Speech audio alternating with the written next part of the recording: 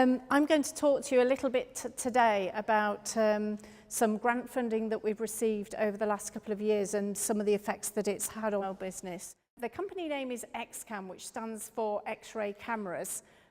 We don't just make cameras for X-ray, we make for optical as well, but historically that's what we've done the most of. Now, you'll all be very familiar with the cameras that you have in your mobile phones and your digital cameras, and they have a tiny piece of silicon that is the detector that collects the image, and it's about the size of the end of a biro pen, and it costs just a few pounds. Because it's so small, it's affordable, and you can use lenses to focus a big scene onto a very tiny chip. The types of cameras that we make often have silicon chips that are huge, up to perhaps 6 centimetres by 6 centimetres in size and costing £100,000. It's often a requirement for science that you need a much bigger image for a number of reasons. If you're on a big telescope, for example, then the image that is created by the world's biggest telescopes is huge, and they need to create big arrays of detectors to be able to capture that image. In our case, we often take pictures of X-rays, and focusing X-rays to form an image is very, very difficult. It's not impossible, but it's quite expensive to do.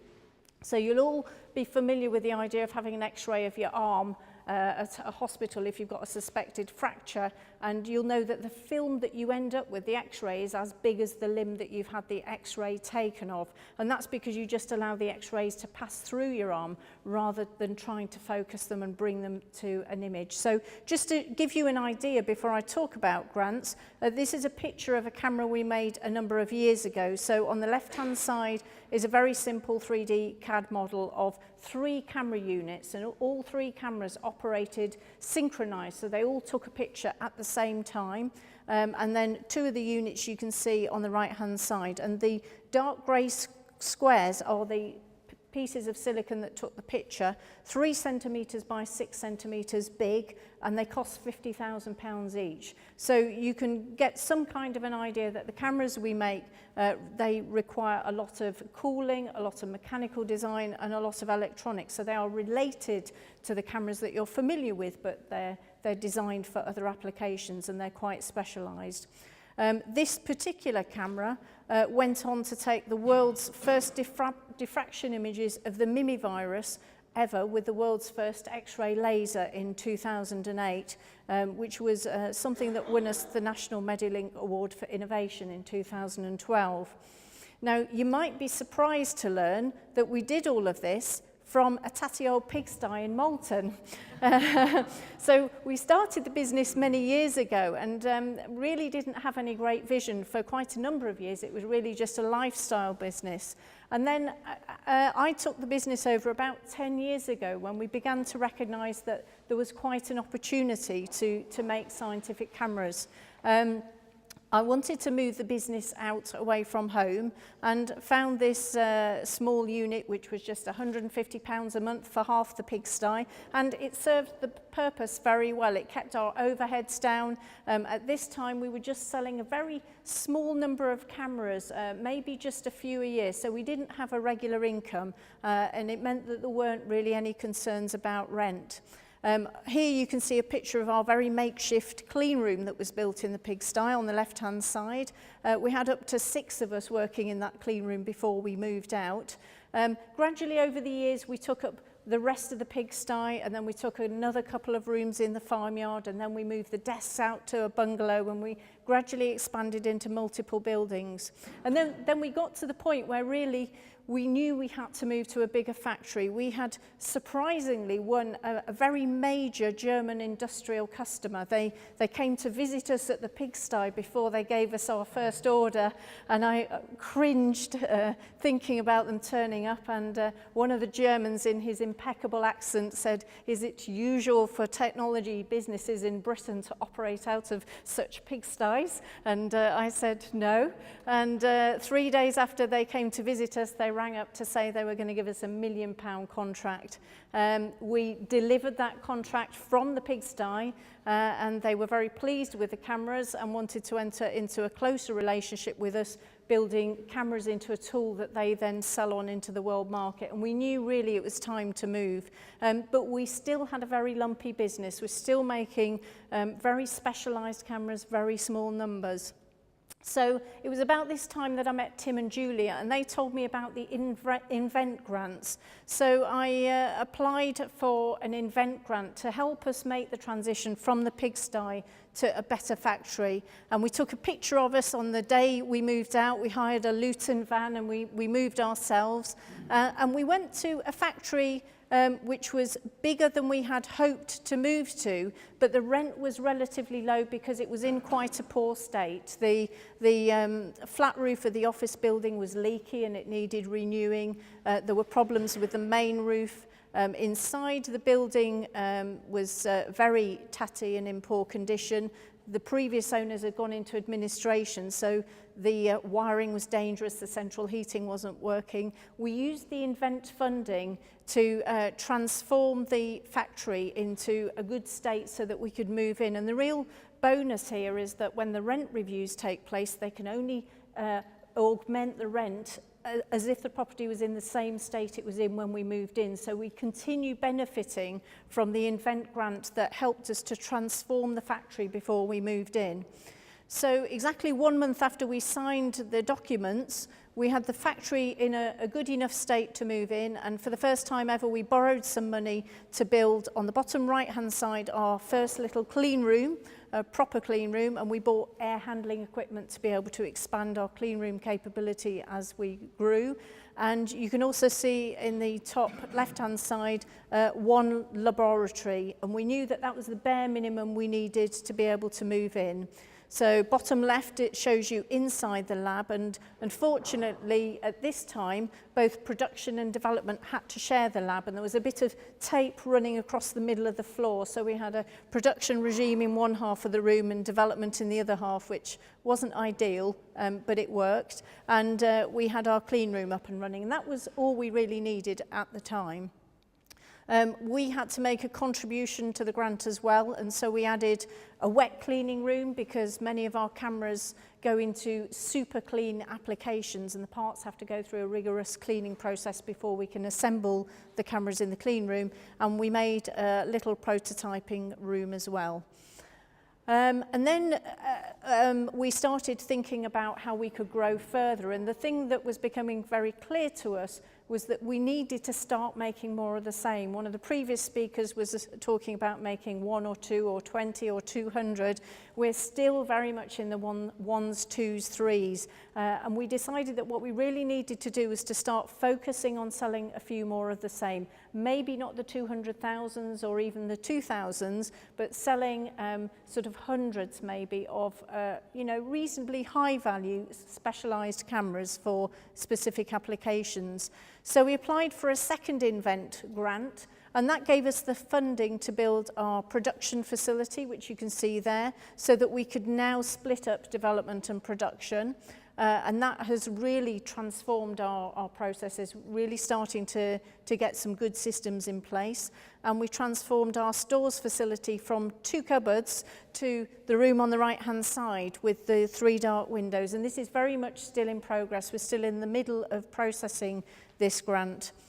We also made the decision to cover up the corridor areas that were beginning to be formed in between these rooms because it starts to make it look much more professional when visitors come around.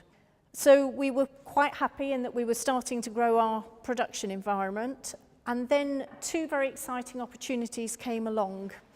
The first opportunity came from a scientist that we supplied this camera to a number of years ago. He's a young scientist in the States. He's in his mid-30s, but he's clearly thought of as being one of the eminent scientists. Obama has given him an award for his work. And his specialist area is that he makes diffraction gratings for X-rays. And his lifetime ambition is to get his novel diffraction grating on a NASA Explorer-class space mission, something like Hubble, in his lifetime. He believes that the novel diffraction gratings that he makes are the best in the world. Now, the way that you normally do this in the States is you you kind of need to prove that your technology works in space before it can be considered for a space project. So you move it through various levels of technology readiness. So if it's just an idea, it might be technology readiness level 1, and when you've proved it'll work in space, it's level 10, and somehow you've got to get it up to those higher levels before you stand any chance of it being considered for a space project. And one of the ways that this is done is by putting it on a sounding rocket. And Randy, on his 4th attempt at applying, managed to get his camera accepted to be put on one of these sounding rockets. This is a YouTube video where somebody has attached a video camera to the bottom of one of these sounding rockets as it takes off. And Randy came to visit us last year and said he'd really like us to build a camera to monitor the diffraction grating that he's going to put on one of these sounding rockets. And he showed us this video to give us some idea of what our camera needs to withstand if we get to build it. So you can see the Earth, this is almost essentially a missile. It has to rotate to obtain a stable trajectory until it gets high enough, and then it gets stabilized when it gets up into space. And you can see on the left-hand side, it is literally just a missile with a science payload that's shot up into space, and then it gradually turns around and comes back down again, and we're losing sound now as we go up into the upper atmosphere. And when it starts to come back down again, a parachute is deployed, and you hope that you can recover the rocket and the science payload to examine it more carefully. There is a telemetry unit on the rocket, so you try and transmit as much data down to the ground as you can, just in case you can't recover the rocket. But in most cases you can. You can see, especially as we get a little bit higher up, we're just going into space now, you can see a white flash passing. The white flash is White Sands missile range, which is where it was launched from.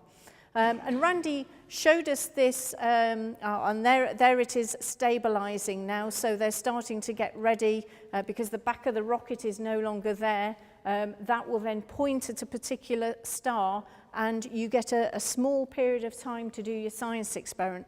In this case, Randy will get precisely 200 seconds in space to do his science experiment before it comes back down again. So he doesn't get very long. We normally work on a week to commission a camera at a scientist's lab.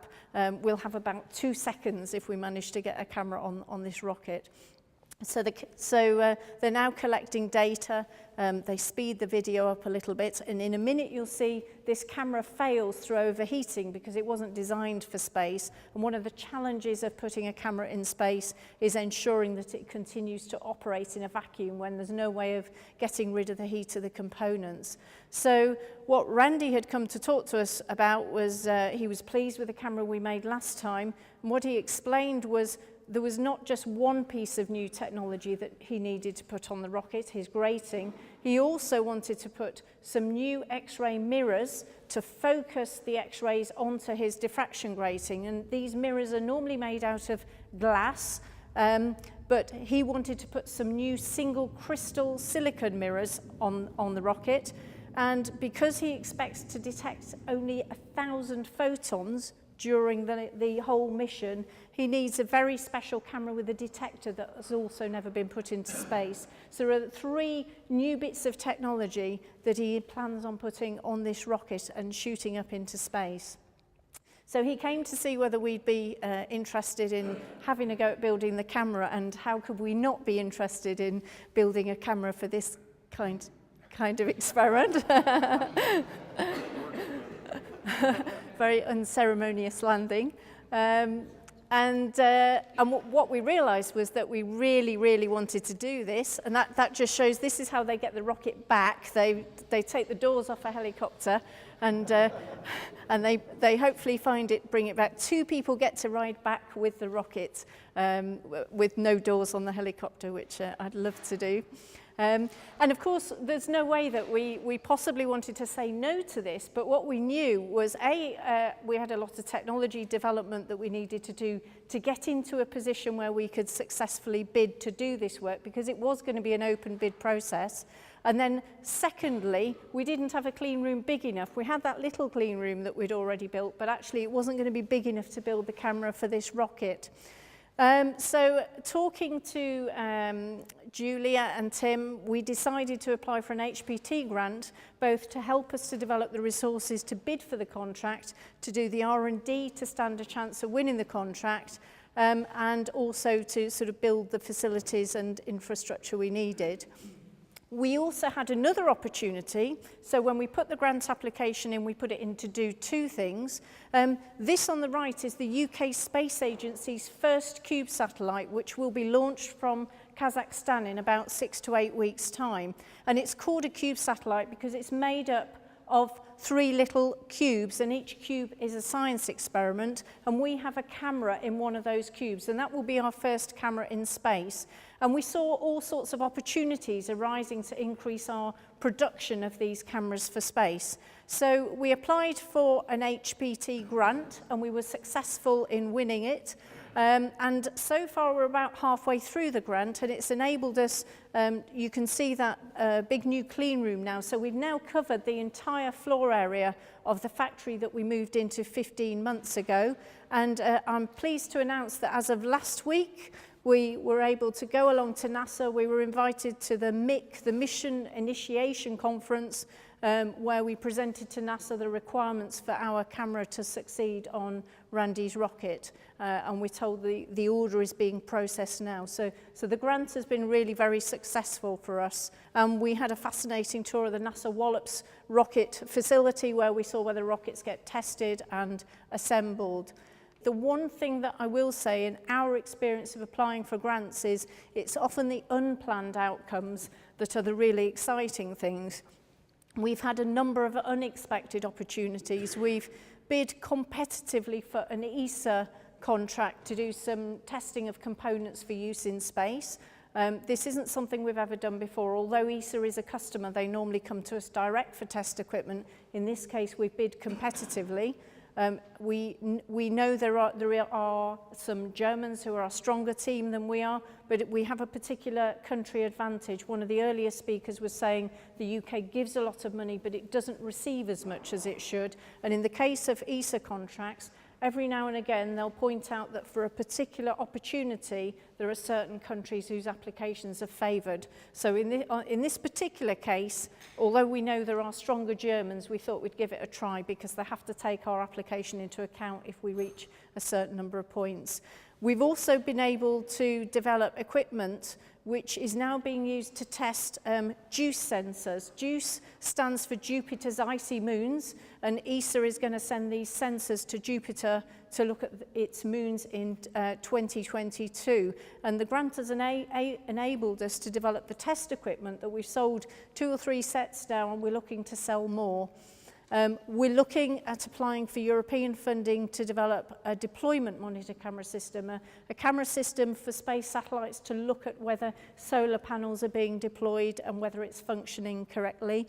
And one of the most exciting things was when we were at NASA last week, they invited us to bid to supply a camera for a very much bigger NASA mission in probably about 10 years' time. So a very long-term project, but a very exciting potential project for us.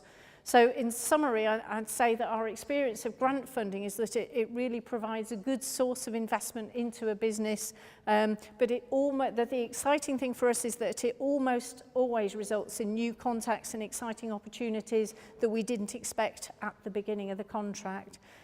So I guess I'd encourage anybody who is perhaps within a small business or even a bigger business, if you have some exciting ideas, to go out and there is a lot of grant funding available and it can do a lot of good for a business. Thank you very much.